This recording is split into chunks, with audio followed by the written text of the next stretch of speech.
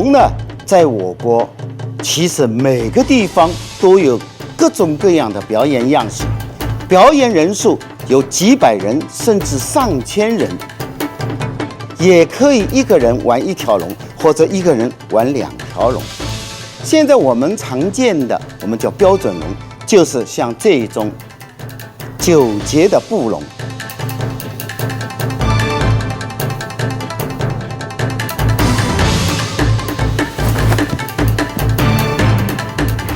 中国的舞狮呢，分成2大类，一般传统的叫南狮跟北狮。不管南狮北狮，一头狮的组成一般由2个人组成。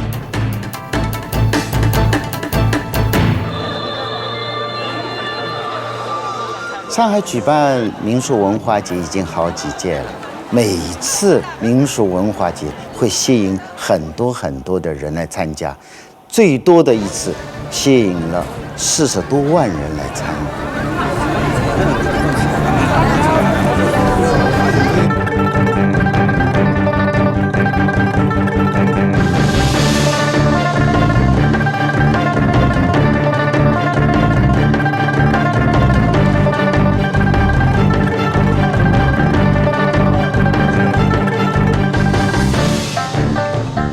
民俗文化节其实上海地区各具特色的民俗文化都会来展示，舞龙肯定在这民化节当中是一个重点，是一个主角。每次开幕式都是用舞龙舞狮这个表演样式来呈现。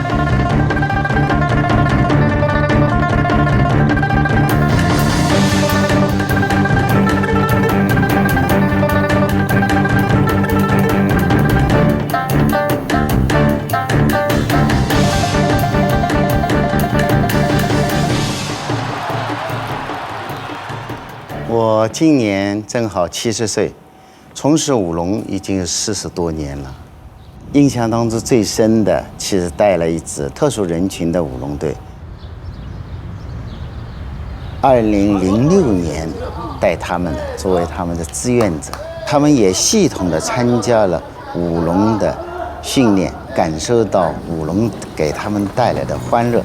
在2007年世界特殊奥林匹克运动会上拿到了世界冠军。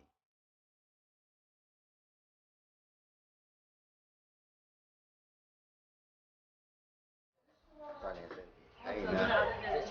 对吧？站好，站好，站好。教授这些阳光之家的小朋友舞龙，难度非常高。他们有热情，他们有动力。但是呢，接受能力非常弱。今天、明天2天教得好好的，第3天又忘了。好，我们继续再教，从头开始。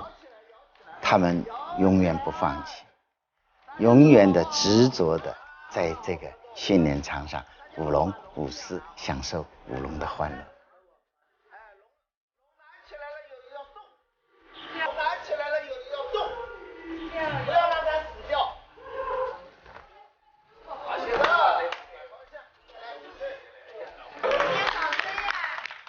其实一开始的接触的时候，好像看不到那种成绩的呈现，所以当时很有想法，是放弃还是继续？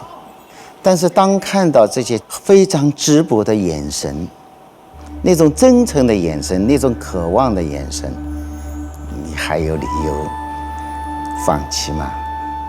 其实这些小孩不能光看他的外表，你跟他接触以后，你会看到他的心里真诚，加油，非常纯洁。